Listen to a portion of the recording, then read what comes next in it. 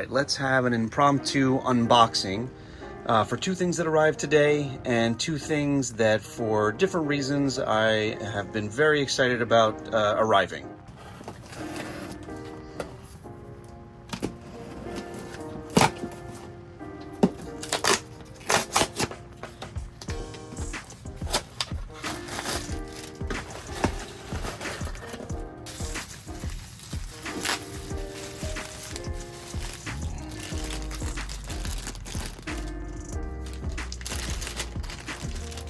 Oh, yeah.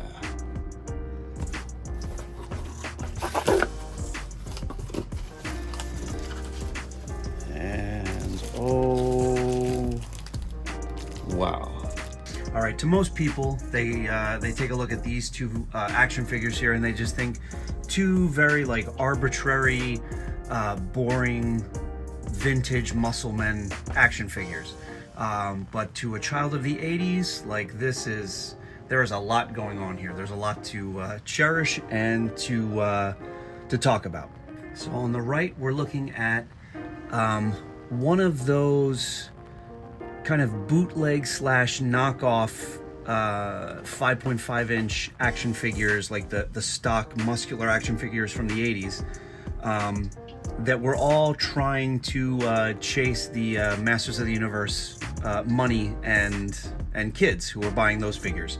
One of the companies that was doing it was Sungold. They put out a line of, I think this line was just called Wrestling Champs, I believe in '86, somewhere in the mid '80s.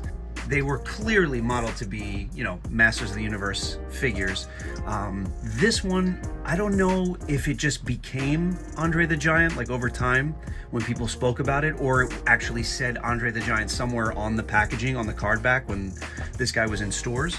If anybody knows, please let me know in the comments. But I needed to get my hands on this because back in the day, even though my first love was He-Man and the Masters of the Universe, I had a ton of fun with the second tier and even third tier figures that were clearly pretending to be Motu figures. I had this Andre the Giant wrestling figure when I was a kid, and I kept the kind of the bootleg knockoff Remco and Sungold figures at my grandmother's house. I don't know why I categorize things that way, but He-Man and all those guys stayed at my house, and I had these guys in the Remco, like Galaxy Warriors and all that stuff, at my grandmother's house. And I had so much fun with these figures. Really, really simple, really basic, but like level 10 nostalgia for me. And one of the things that I didn't remember, but I'm realizing now that I have this guy in hand, these Sungold wrestling figures did not even have leg articulation. His waist, his hips, and his legs are all one big piece of plastic. The arms, just you do, you know, basic 360. There's no spring-loaded gimmick in the waist, and the head is like early, like amateur Andre the Giant wrestling days.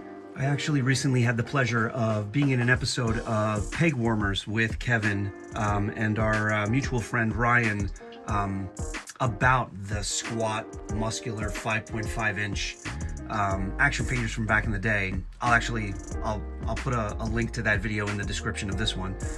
But I guess what we spoke about when we were recollecting about our childhoods and like the importance of this style of action figure back when we were kids, it kind of relit something in me to go out and start collecting, or kind of bolstering my collection of like the Remco and the Sungold, the Motu knockoff figure. And this was a guy that I absolutely needed to get my hands on again. So because of that video and discussions about these figures, I finally have this guy back in hand. And now let's talk about this thing, which if you're a Masters of the Universe fan, collector, you know of this figure. I didn't know much about this guy before finally deciding to pull the trigger on one that's clearly you know, stripped down. But this is Laser Power He-Man that was released very, very late in the line. I believe he came out in '88, but not in the States. This guy was only released in Italy. And actually, I think on the back of him, it even says so. Yeah, Italy, manufactured 1987. But this was the last He-Man figure of the original line that was released. And as I was scrolling through listings for this guy, and of course I was only looking at trying to get a stripped down version of him, because he's not cheap. He's one of the more expensive figures you'll come across, if not the most expensive. Well, that's not true. Not counting the other giant figures that were released, again, not in the States, but overseas, Titus and Megator. Those guys they each cost as much as a used car. Actually, to the point that I'm not looking for vintage ones of them right now, but I did pick up the classics ones, and will be hopefully getting them in the next few days, and then I can put up a little video on them. But yeah, Laser Power He-Man and Laser Light Skeletor, I think is what he was called, were released very, very late in the line and are incredibly rare and insanely expensive. Like, a complete Laser Power He-Man would mean I can't pay my mortgage this month. So anyway, I was always going to get started with just like the stripped down one. And I had to sort of grapple with why I wanted him, and why I finally decided to pick him up. And it's, if you're someone that collects vintage toys, you grew up in the 80s, and you kind of struggle with like the good and the bad, because both are built into nostalgia. The reason why someone would pick up something like this is a little complicated. It's not straightforward.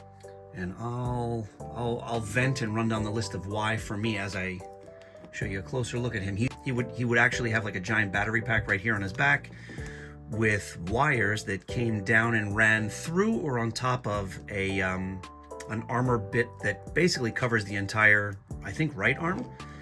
And he came with a yellow bladed sword that would light up, as well as lights in his eyes built into the head.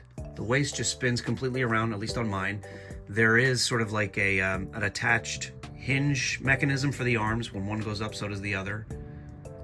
I'm not an expert on how the gimmick worked on this guy. I just knew I needed to get one of the most elusive and rare He-Man figures, the last He-Man figure. And here are my reasons why. First reason is that I am trying to consolidate my focus when I'm with what I collect. I've tried it in the past and failed miserably, but I am trying again. So I really want to focus in on Motu as one of the lines I really want to complete one day. And if I'm gonna have that kind of focus, then Laser Power He-Man is a grail piece. He's one of the items you must have, and he's gonna hurt your wallet, and he's gonna be difficult to track down. His accessories, especially in good condition, but it's something I want to do if I am gonna go kind of all the way with Motu.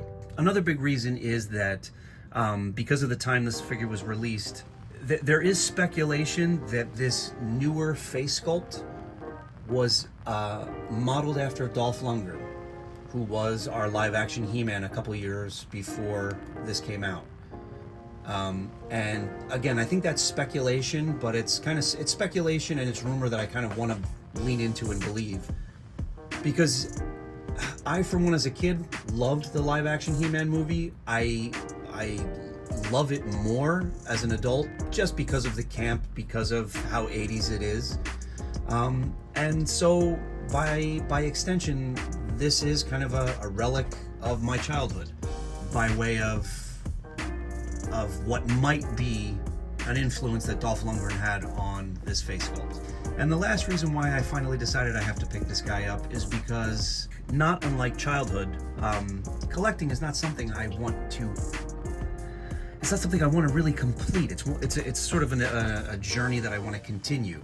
And that means getting everything you can from a line. Every accessory, every weapon, every figure, whether or not it was released in the States.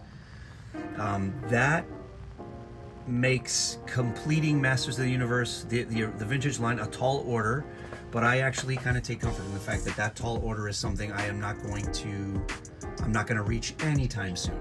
I mean, once you start collecting these kind of things, there's no going back, really. And that is just a quick look at two very special arrivals in the mail I got today. This was a quick look at Laser Power He-Man and not Andre the Giant from Sungold Wrestling Champs.